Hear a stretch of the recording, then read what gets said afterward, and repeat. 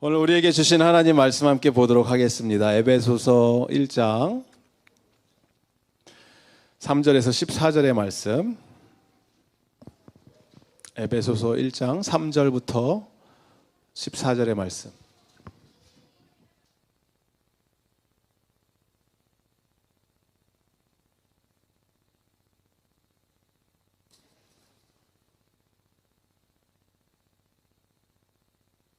저와 여러분이 한 절씩 교독하도록 하겠습니다. 우리 주 예수 그리스도의 아버지이신 하나님을 찬양합시다. 하나님께서는 그리스도 안에서 하늘에 속한 온갖 신령한 복을 우리에게 주셨습니다.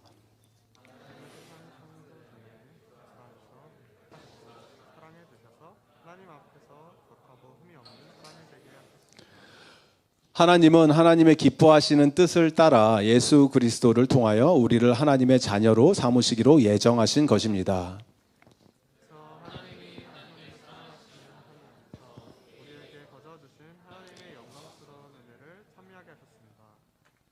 우리는 이 아들 안에서 하나님의 풍성한 은혜를 따라 그의 피로 구속 곧 죄 용서를 받게 되었습니다.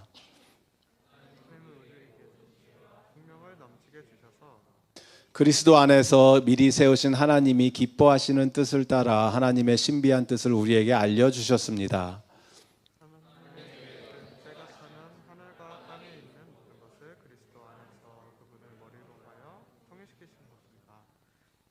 하나님은 그리스도 안에서 우리를 상속자로 삼으셨습니다. 이것은 모든 것을 자기의 원하시는 뜻대로 행하시는 분의 계획에 따라 미리 정해진 일입니다.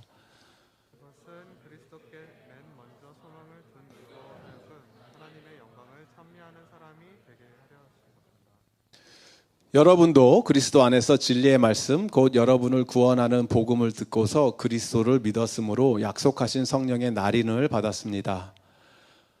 이 성령은 하나님의 소유인 우리가 완전히 구원받을 때까지 우리의 상속의 담보이시며 우리로 하여금 하나님의 영광을 찬미하게 하십니다. 아멘, 아멘, 할렐루야. 이것이 하나님의 뜻입니다 라는 제목으로 계속해서 우리 에베소서 강해 설교 두 번째 시간 이어가도록 하겠습니다. 강해 설교, 설교가 다 설교지 강해 설교는 뭡니까? 혹시 이런 질문을 갖고 계신 분들이 있다면 설교에도 두 종류를 크게 구분을 짓는다면 주제 설교라는 것이 있고 또 강해 설교라는 게 있어요. 주제 설교는 말 그대로 topical preaching, 토픽을 가지고 그 내용에 대해서 우리가 설교를 할 수가 있죠. 좀 전에 제가 했던 어버이 주일 설교 같은 경우 특별한 주제잖아요. 어머니 날을 맞이해서 특별한 주제로 전에 저희들이 함께 했던 우리 교회 비전 설교, 복음으로 하나 되어 세상에 빛을 비춥시다.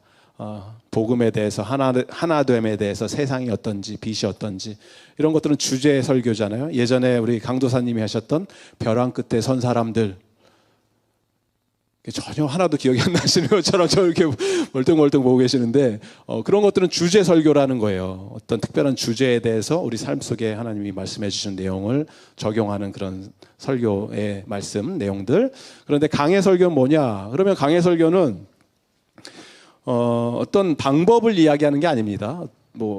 헬라어를 많이 쓰고 히브리어를 많이 쓰고 그다음에 본문을 깊이 하고 그런 방법론적인 거라기보다는 강해 설교는 어떤 의미에서 이 본문 말씀을 하나님 말씀, 성경 말씀을 정말 있는 그대로 하나님이 오리지널 저자죠. 오서가 우리에게 선포하시고자 하는 내용이 무엇인지를 치열하게 고민을 하는 거예요. 그래서 공부를 많이 해야 되는 거죠. 말씀이 정말 무슨 말씀을 하는 건가? 이게 무슨 의미로 하나님이 이렇게 우리에게 말씀을 하고 계실까? 그래서 오리지널 텍스트가 무슨 말을 하는지를 공부를 해야 되고, 그런데 아시다시피 이건 너무나 오래 전에 쓰여진 책이니까, 수천 년 전에 쓰여진 하나님 말씀이니까, 그러면 과연 이 말씀이 우리 삶에 어떻게 적용이 됩니까?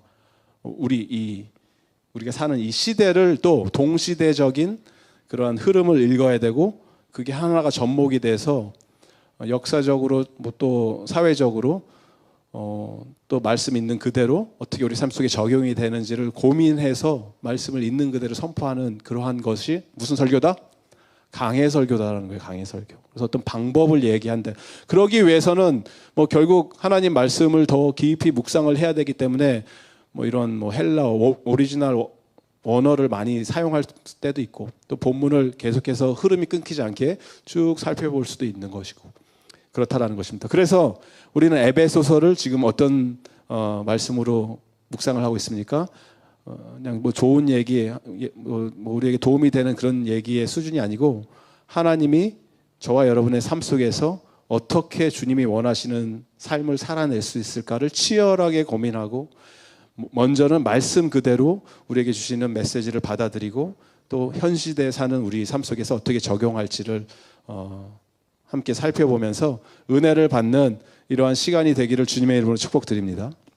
그게 바로 강해설교라는 거예요. 그래서 여러분 가지고 계신 성경책을 말씀을 읽었다고 덮지 마시고 계속해서 펴주시고, 제일 중요한 거는 말씀이 들려야 돼요. 뭐 주제 설교를 하든 강해 설교를 하든 그게 중요한 게 아니고, 내가 들려야 되는 거, 말씀이. 들리지 않으면 아무 의미가 없죠. 그래서 뭐 제가 영어도 섞어서 쓰고 뭐 한국말로도 하고 왔다 갔다 하는 이유는 우리 아이들 들어야 되니까, 하나님 말씀을.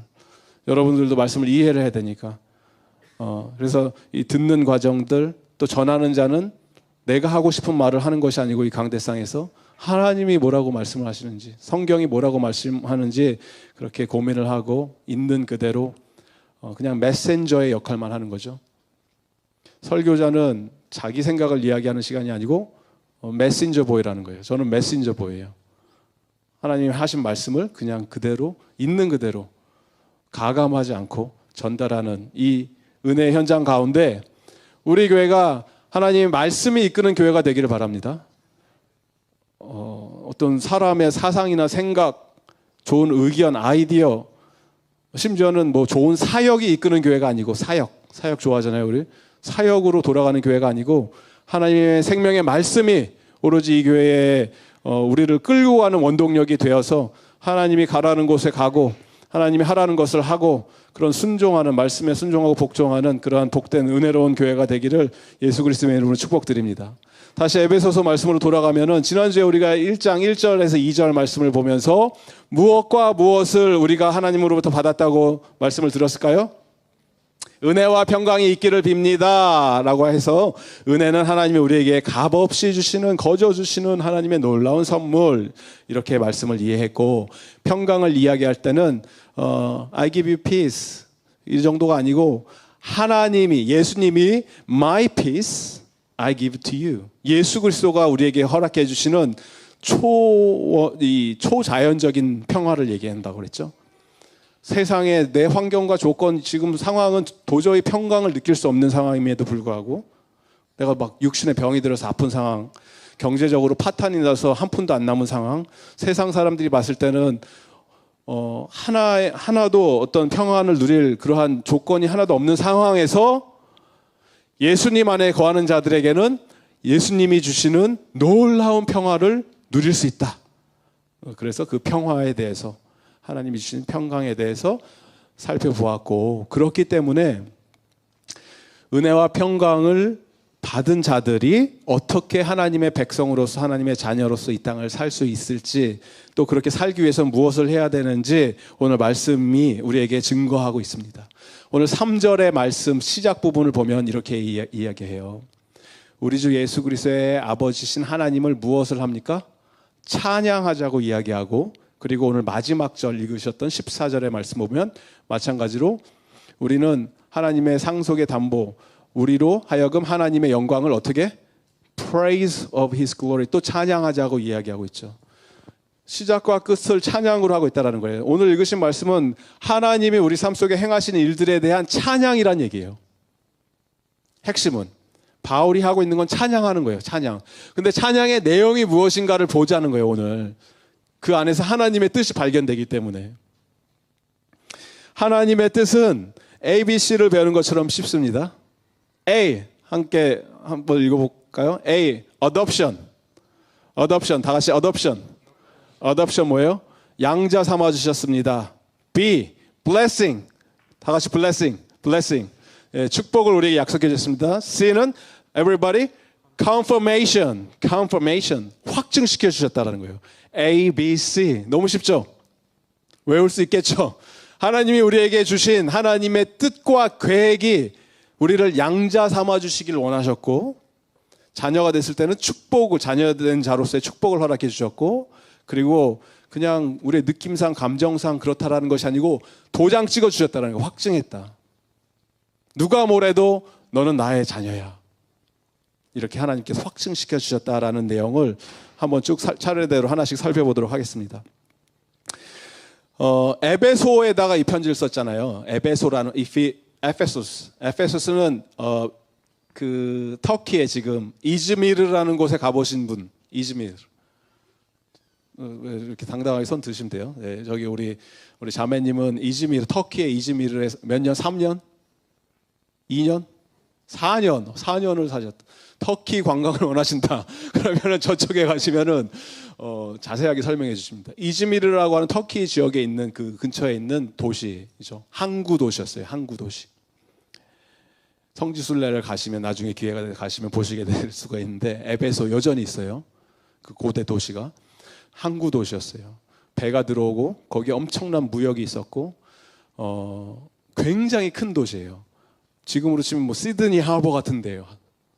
그 정도로 많은 배들이 왔다 갔다 하고, 왜냐하면 거기에 무엇이 있었냐면 세계 7대 불가사의라고 지금 우리가 얘기하고 있는 세계 불가사의 있잖아요. 7대 불가사의 뭐 들어보셨죠? 그런 거. 그 중에 하나였던 아테미 신전이 있었어요. Temple of Artemis. 왜 그러냐면 이 템플에 저도 가봤거든요. 근데 지금은 뭐 다 무너졌죠. 지진이 나고 뭐 홍수가 오고 다 무너졌는데 그 터만 남아 있는데 거기에 기둥이 하나 있었는데 기둥이 이 강대상만 해요. 기둥 하나가 엄청 큰 거예요. 그냥 기둥이. 근데 그런 기둥이 수백 개가 있었던 거예요. 이 빌딩을 지탱하기 위해서. 높이가 막 100m가 넘고 그 당시에.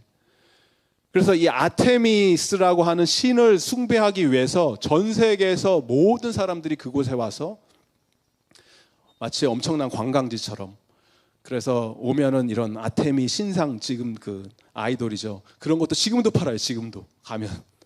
근데 그때 당시에도 그게 굉장히 큰 비즈니스였고, 아테미 보러 왔으니까 그걸 팔아야 되니까 그런 세공업자들이 사도행전 보면은 막 데모 일어나고 하거든요. 아테미스 여기서 에베소에서. 왜냐하면 사도 바울이 와서 우상 숭배하지 맙시다 막 하니까 그 비즈니스를 망하게 하는 거잖아요. 그런 도시였다라는 거예요. 에베소가. 이 에베소에서 사는 handful Christian, 얼마 안 되는 몇몇의 그리스도인들이 이제 예수 그리스도를 믿게 되고 그들의 삶이 뒤집어지는 역사를 경험하니까 하나님을 따라야 되겠고 예수님을 믿고 이제는 삶을 살아야 되는데, 이런 온통 우상이 판치는 사회, 그리고 자기네들의 변한 정체성을 가지고 어떻게든 예수 그리스도를 따르려고 하는 이런 사람들에게 바울이 예수 믿는 공동체에 편지를 쓰고 있는 건데, 어떻게 살아야 되는지, 당신네들이 누군지를 기억하십시오. 이 이야기를 하는 거예요. 첫 번째, 당신네들은 하나님의 자녀입니다. 우리는 하나님의 자녀가 되었습니다. 정체성을 확증시켜주고 있다는 거예요. 저와 여러분의 인생이 참 때로는 힘들고 불안불안하고 힘들고 어려울 때가 있잖아요. 그런데 그 뿌리를 여러분이 곰곰이 생각해 보면 그건 결국 내 정체성이 흔들리기 때문에 그래요. 내가 지금 뭐 하는 거지? 현타가 온다 그러죠. 나는 누구, 여기는 어디, 뭐 이런 순간이 올 때 우리는 불안해지기 시작해요. 내 정체성이 흔들릴 때. 한국에 있을 때 제가 고아원에 방문한 적이 있어요. 저도 어렸을 때. 저희 어머니가 제가 아마 초등학교나 뭐 유치원 다닐 때였던 것 같은데 저를 손을 붙들고 고아원을 한번 가셨던 기억이 있어요. 근데 그때 고아원에서 저보다 더 어린 아까 왔던 이런 쫄망쫄망한 아이들이죠.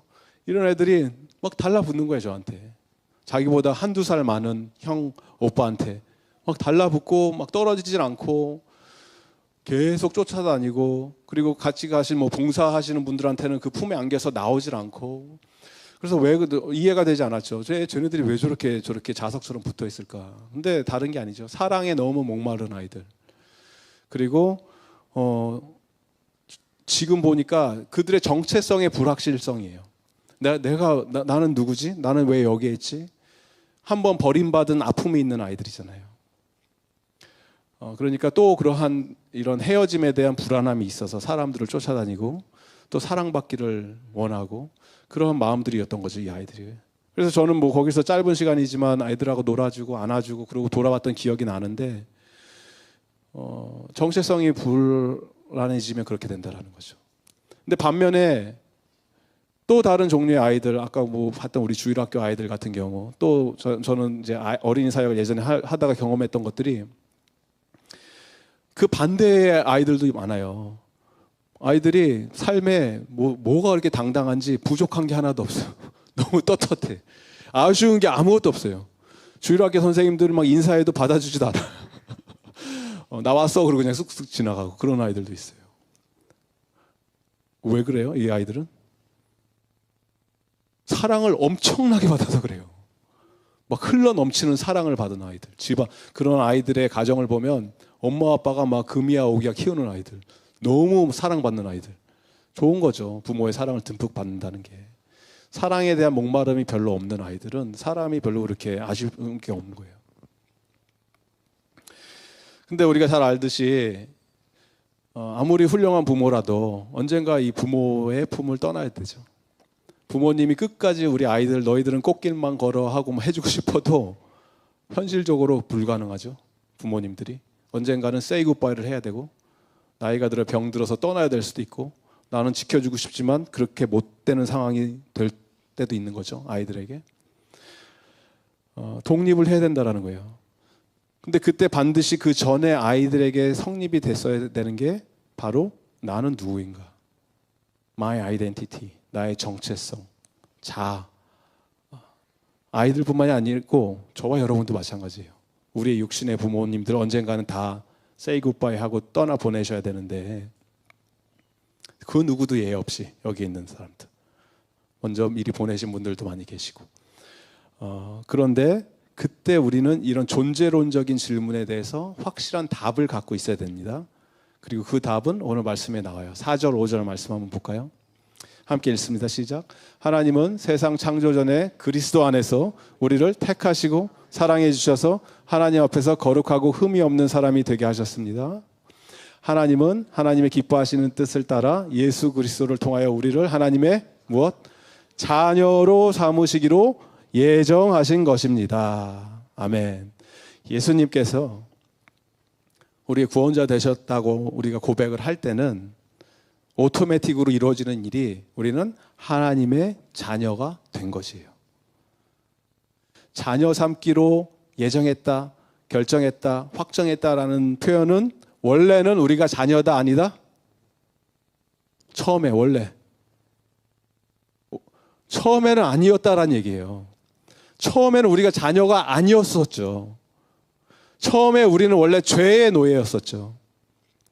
본질상 우리는 분노의, 진노의 대상이었죠. 원래는 우리는 죽음의 자녀였어요. 저와 여러분 모두 다. 그 누구도 예하지 않고. 죄의 싹은 사망이기 때문에 우리는 죄 가운데 거하던 자였기 때문에 그리고 그거의 결과는 죽음이기 때문에 그런데 하나님의 은혜로 하나님께서 우리를 자녀 삼아 주셨다고 했을 때 우리가 값없이 주시는 하나님의 선물 은혜 받겠습니다라고 얘기를 했지만 좀 더 깊이 들어가면 은혜에 대한 정의를 내리자면 은혜는 진노의 대상자였던 자들에게 무조건적으로 부어주시는 감당할 수 없을 정도로 폭포수처럼 쏟아 부어주시는 하나님 아버지의 사랑이에요. 그것이 은혜예요.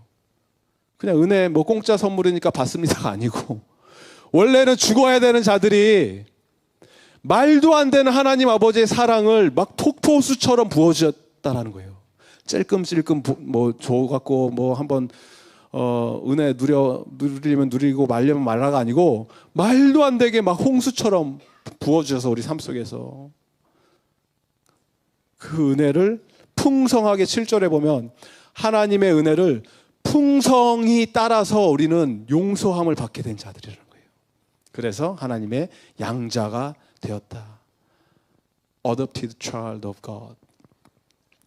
여기서 양자, 어덥션 이런 문화를 얘기할 때는 그 로마 시대에서 양자를 삼고 누군가를 자신의 자녀로 삼아주는 것은 굉장히 흔한 풍습이었습니다. 로마 시대에서. 로마의 황제들이 그랬어요. 첫 번째 로마의 황제가 아우구스투스, 줄리어스 시저 아시죠? 들어보셨죠? 줄리어스 시저. 줄리어스 시저가 죽으면서 그 전에 자기의 양자를 하나 뽑아놨는데 그게 아우구스투스라고 하는 사람을 뽑아놨죠. 근데 이 사람이 나중에 자기 황제가 돼요. 로마의 첫 번째 1대 황제. 그리고 자기도 또 자기 아들을 황제로 세운 게 아니고 양자를 또 한 명을 또 드려요. 그게 디베리오. 성경. 이게 이 사람들이 예수님 시대에 있었던 황제들이에요. 예수님 태어날 때, 예수님 계실 때 있었던 로마의 황제들. 근데 다 누구다? 양자라는 거예요. 양자. 자기 친아들이 아니었고. 네로 아시죠? 네로도 양자였어요. 다 양자. 그러니까 굉장히 흔한 양자를 삼다는 것은 흔한 문화였는데 왜? 자기의 그 가문을 이어가기 위한 안정장치였기 때문에.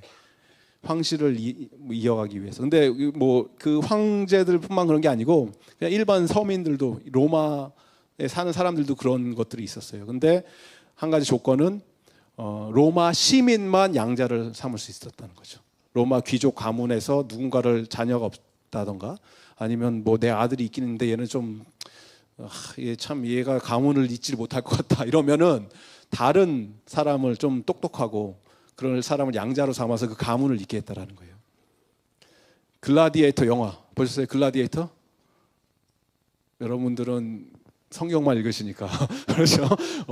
글라디에이터 러셀 크로우 뭐 기억나세요? 거기서 그 황제가 죽으면서 사실은 이 자기 아들도 아닌 러셀 크로우를 약간 양자 삼아서 황제로 막 하려고 하니까 그 아들이 그거 보고 아빠를 살해하고 막 그런 거 나오잖아요. 이런 문화였다라는 거예요. 그런데 아까 말씀드렸듯이 로마 시민이 아니면 양자가 안 돼요. 노예들이 많았잖아요. 로마 시대는 3분의 1 이상이 노예들이었는데 3명 중에 1명은 노예입니다. 그래서 노예를 양자로 삼기 위해서는 먼저 신분을 해제시켜줘야 되는, 신분의 상승을 해야죠. 로마 시민이 돼야 되는 거죠. 엄청난 돈을 들여서 시민권을 산다던가 혁혁한 공을 이루어서 로마 시민이 된다던가 뭐 이런 식으로 시민이 돼야 되는데 황실에서 뭐 노예를 양자로 삼다 있을 수가 없는 일이고 귀족 가문에서 노예를 자기네 양자로 삼다 뭐 드문드문 있을 수는 있었겠지만 거의 불가능한 일이죠. 그런데 하나님께서 죄의 종로를 타던 죄의 노예였던 저와 여러분을 그 죄로부터 해방시켜 주시기 위해서 대신한 일이 자기 아들을 내어주셔서 십자가에 매달려 죽게 하셔서 우리를 죄로부터 구원해 주셨어요. 하나님 나라의 시민이 되게 해주셨어요. 백성이. 그러면 이 정도 했으면 됐다. 이제 끝난 내가 아니고 그걸로 부족해. 하나님은 더 나가야 돼요. 내 아들을 내어서 살린 영혼들이라면 이제는 저 죽었어야 마땅한 저 영혼들을 이제는 내 아들이 되기 원한다. 내 딸이 되기 원한다. 그래서 저와 여러분을 양자 삼아주셨다는 거예요. 할렐루야. 그게 예수님이 십자가에서 이루신 일이고 하나님 아버지의 마음이었다라는 것입니다. 옆에 계신 분들한테 한번 선포할까요? 형제님, 자매님은 하나님 아버지의 사랑스러운 딸입니다. 아들입니다.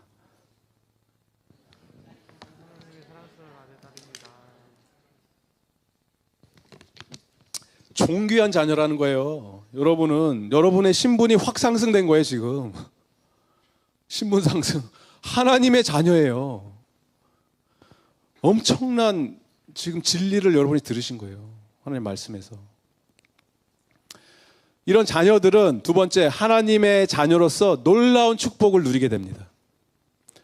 blessing을 받게 되는데, 자녀는 오토매틱하게 상속자가 되죠.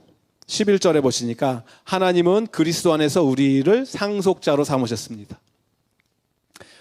상속을 받게 되면 이런 유산들, 재산을 물려받잖아요. 그런데 무슨 재산을 주셨는가 보니까 3절에 보니까 하나님께서는 우리에게 하늘에 속한 온갖 신령한 복을 우리에게 주셨습니다. 이렇게 얘기를 하고 있습니다. 이게 우리가 받을 상속인데, 뭐 이 땅의 복은 무엇입니까? 우리가 좋아하는 이 땅의 복들 부인하지 않습니다. 우리가 좋아하는 이 세상의 복, 무병장수, 만사형통, 대박 나세요. 이런 거 좋은 거 아닙니까? 좋은 복이에요. 하나님이 주시는 복이잖아요. 이거는 우리가 뭐 아무 얘기 안 해도 누구나 원하는 복들이잖아요. 나는 뭐 아프기 원합니다. 나는 파산나기 되게 원합니다. 이런 사람 없잖아요. 다 원하는 복인데 중요한 것은 저기서 약속해 주시는 온갖 신령한 복을 하나님이 우리에게 주셨습니다. 이미 받았다는 얘기예요. 우리에게 주셨다면 예전에 우리가 즐기던 것들, 좋아하던 것들은 더 이상 가치가 없어진다라는 거예요. 별로 그렇게 크게 소중해지지 않는다라는 거예요. 제가 시드니에 있을 때도 저는 커피를 되게 좋아해서 아무 커피 가게에 간 게 아니고 맛집을 찾아다녔죠. 시드니 베스트 파라마타. 파라마타 아세요? 파라마타?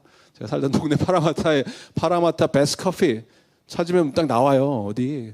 그럼 거기 가면 막 줄 서 있어요, 사람들이. 그럼 거기 가서 줄 서서 30분 줄 서서 커피 한 잔 마시고 맛있네 이러고 왔는데 지금 멜번에 왔잖아요. 하나도 생각이 안 나요. 동네 아무 커피집에 가도 그거보다 맛있어요. 진짜로. 예전 것은 다 지나간 거예요. 전혀 기억도 안 나고 생각도 안 나고 아쉽지도 않아요.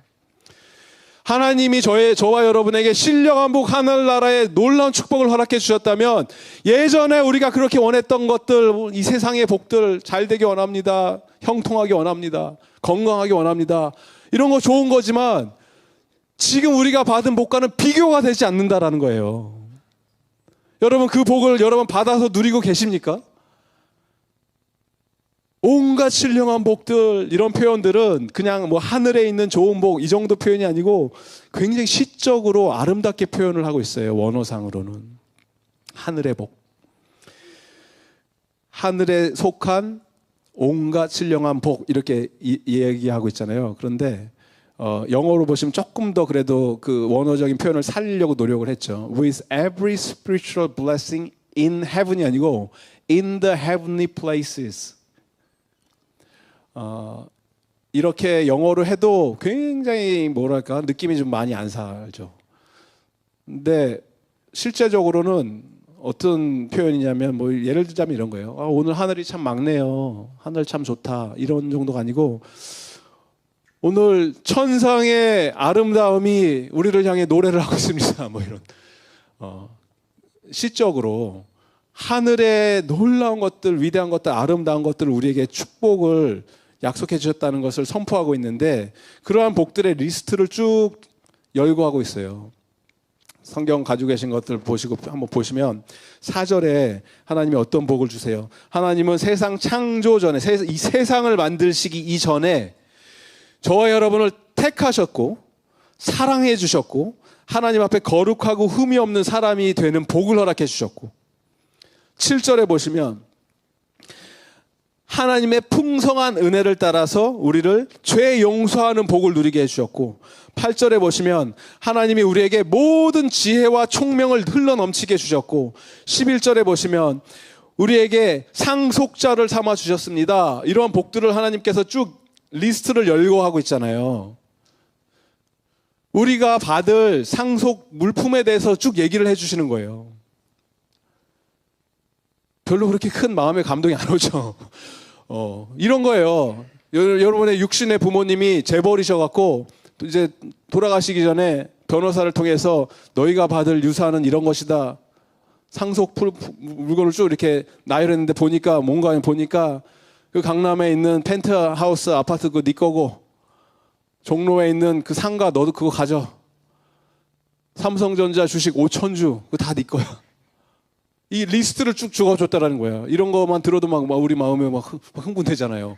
진짜 다 내 거야.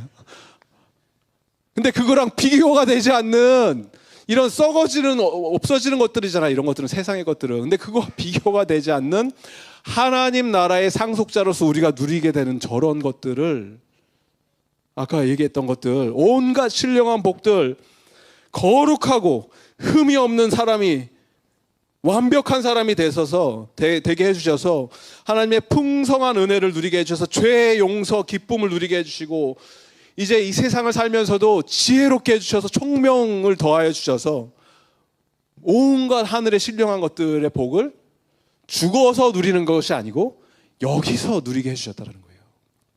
이미 이 땅 가운데. 여러분, 그 복을 받아 누리시기 바랍니다. 이미 우리에게 하나님께서 주신 거예요. 근데 여전히 우리는 막 세상 거 쫓아다니고 있잖아요. 이거 잘 됐으면 좋겠다. 저거만 내가 성공하면 신앙생활 더 열심히 할 수 있을 건데, 그게 아니고 그거랑 비교가 되지 않는 너무나 좋은 것들을 이미 우리에게 다 쏟아 부어주셨다라고 하시면서, 세 번째로 이 일들에 대해서 하나님께서 도장을 찍어주시는데, 누가? 성령님이 우리의 보증을 서주셨다는 거예요. 컨펌해 주셨어요. 어떻게 우리가 확신할 수 있는가? 11절, 하나님은 그리스도 안에서 우리를 상속자로 삼으셨는데, 그 다음에 보세요. 한번 읽어볼까요? 같이 시작. 이것은 모든 것을 자기의 원하시는 뜻대로 행하시는 분의 계획에 따라 미리 정해진 일입니다. 여기서 주어가 누구예요? 누가 행하고 계세요? 이것은 누가 원하는, 자기가 누구예요? 하나님이에요. 하나님이 원하시는 뜻대로 자기가 하시겠다라는 거예요. 예전에 제가 학교 다닐 때 호주 아이가 부모님하고 대화하는 거를 이렇게 유심히 지켜본 적이 있거든요. 엄마가 애한테 막 자꾸 뭘 시키는 거예요. 이거 go and do this. 그러니까 애가 why? 왜요? 이렇게 되는 거죠. 대화가 사춘기인 거지. 무서운 중이었던 거죠. Why? Why me? Why do I have to do it? 그러니까 엄마가 처음에는 설명을 해주는 거죠. 엄마가 지금 너가 이걸 하기를 원해. 가서 저거 좀 해주기를 원해. 계속 Why should I do it? 계속 이렇게 되니까 마지막에는 뭐라고 그러냐면 Because I say so. 끝이에요, 그게. 내가 그렇게 하라고 했으니까 해야 돼, 너는. 이유가 있는 게 아니에요, 더 이상. 그러니까 이제 입이 이만큼 나와서 이제 하는 거죠. That's good enough reason that you have to do this, and it will be done because it is God who speaks. 저 말씀을 예로 들자면 저 일들이 왜 돼야 되냐면 하나님 마음이니까, 하나님 뜻이니까. 하나님의 마음이 저런데 여러분 여기서 아닌 것 같습니다 이렇게 얘기하실 분 계세요? 내가 생각했을 땐 그거 아닌 것 같은데, 저렇게 되면 안 될 것 같은데, 이렇게 하나님께 따지실 분 계세요? 하나님이 원하시면 돼요. 하나님의 마음이니까, 하나님이시니까. 그런데 하나님은 뭘 원하시는 거예요? 여기서 원하시는, 하나님이 원하시는 뜻대로 according to the purpose, 그리고 행하시는 분의 계획에 따라서 according to his will, 미리 정해진 일, predestined. 그러니까 사실 비슷한 표현이잖아요. 이걸 3번 반복하는 거예요. 3번 하나님께서 완벽하게 확증을 시켜주셨다는 얘기예요. 뭐를? 하나님은 그리스도 안에서 우리를 상속자로 삼으셨다라는 것을. 그 누구도 여러분이 하나님으로부터 받은 이 놀라운 하늘의 모든 신령한 복과 축복들, 아들, 딸들이 돼서 하나님의 상속자가 된 것을 막을 자가 없다라는 거예요. 누구 마음대로 했기 때문에?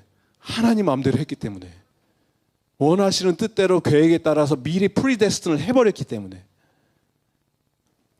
그리고 이걸 최종 확정적으로 도장을 찍는 분이 계시는데 13절 14절에 누가 아세요? 성령의 날인을 받았습니다. 성령님께서 도장 찍어주신 거예요. 14절 그리고 이 성령님은 더 나가서 이 성령은 하나님의 소유인 우리가 완전히 구원받을 때까지 우리의 상속의 담보다라고 얘기하죠. 여기서 나오는 이 표현들, 단어들이 굉장히 상업적인 표현이에요. 집 살 때 나오는 표현들, 여러분 내 집 마련할 때 나오는 표현들, 담보 이런 거, guarantee, inheritance, 뭐 좀 더 정확히 얘기하면 디포짓이라는 얘기예요. 디포짓하고 융자 받는다는 얘기예요. 모기지 받아서 집 사잖아요, 우리 대출 받아서. 그럴 때 예를 들어서 1밀리언짜리 집을 살면 10% 디포짓을 하면 얼마를 해야 돼요? 계산이 1밀리언이다. 10%다. 얼마다? 10만 불. 10만 불. 100,000. 그렇죠? $100,000 있으세요? 난 $100,000 있다. 있어도 손 못 들죠? 제가 찾아갈 거니까 그런 분들은 $100,000가 있어서 디포짓을 하고, 그리고 나머지 얼마다? 900,000 있어야지 집을 이거를 살 수가 있는데 그 돈이 없잖아요. 그러면 어떻게 한다? 은행에서 대출을 받는 거잖아요. 융자를, 모기지를 받는 거죠. 그래서 집을 사요, 우리는. 그리고 그 집에서 드디어 내 집을 샀다. 너무 행복하고 기뻐서 살잖아요. 내 집 샀습니다. 근데 그게 왜 여러분 집이에요? 여러분 집 아니에요. 죄송한 말씀이지만 그 누구 거다? 은행 거잖아요. 은행 집이에요. 마지막 내가 10센트, 1센트를 갚을 때까지, 그리고 도장 찍을 때까지 그거는 은행 거예요. 내 집 아니에요.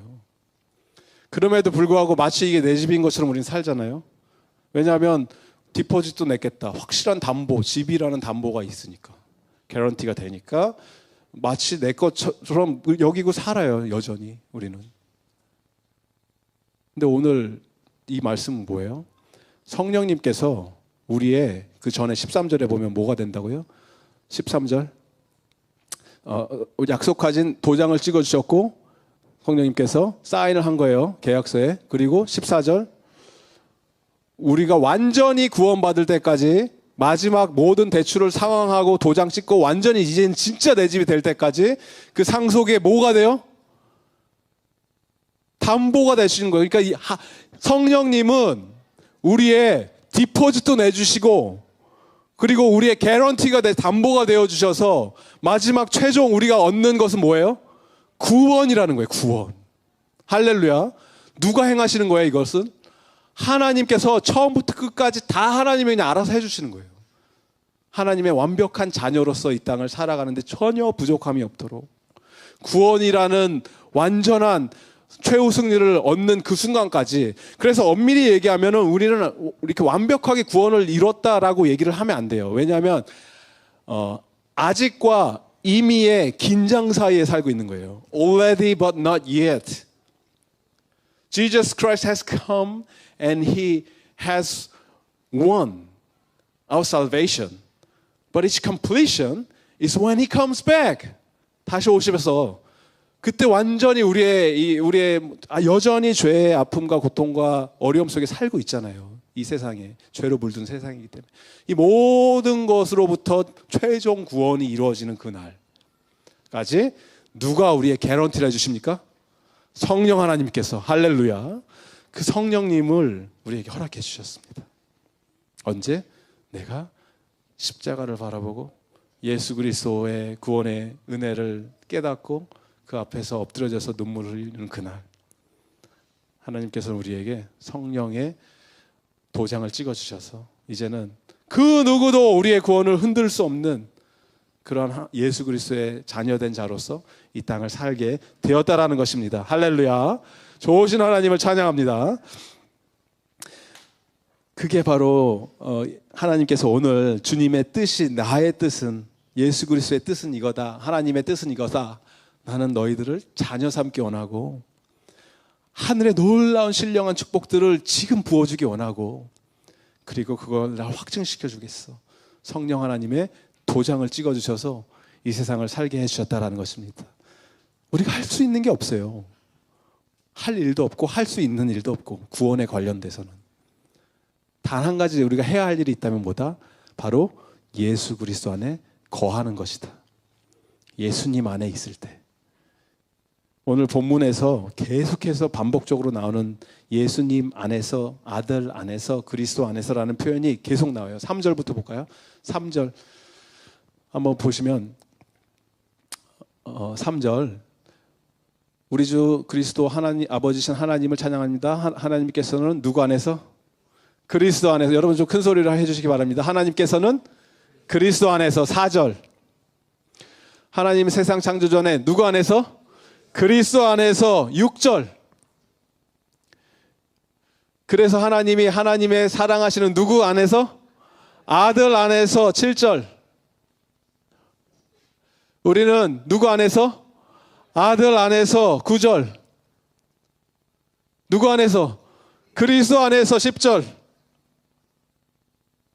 자동으로 이제 나오는 거죠. 하늘과 땅에 있는 모든 것을 누구 안에서? 그리스도 안에서. 11절 하나님은 누구? 그리스도 안에서. 마지막으로 13절 여러분은 그리스도 안에서. 우리가 해야 할 일보다 그리스도 안에 있으면 돼요. 예수님 안에 있으면 여러분은 안전합니다. 예수님이 다 이루어 주셨습니다. 오직 예수 그리스도 안에 있을 때 주님이 주시는 그 기쁨, 평안, 또 은혜를 마음껏 누리는 저와 여러분 되기를 주님의 이름으로 축복드립니다. 자녀는 당당합니다. 사랑을 많이 받는 자녀일수록 더 떳떳하고 더 이 세상에 전혀 주눅들지 않고 내가 누군데? 나는 존귀한 하나님의 아들인데, 딸인데 이 세상은 나의 밥이다 라고 선포하면서 이 세상에 하나님의 상속자로서 이 세상을 살게 될 줄을 믿습니다. 그럴 때 우리가 할 수 있는 게 무엇이다? 바울의 터져나오는 찬양처럼 우리의 입술을 통해서 주님을 찬양합니다. 은혜를 경험한 자들, 주님의 은혜를 갈망하는 자들, 하나님을 향한 찬양을 멈출 수 없습니다. 시작과 끝이 찬양으로 끝났던 바울처럼 우리의 입술을 열어서 우리가 찬양할 때 하나님께서 그 찬양을 마음껏 받아주실 줄 믿습니다.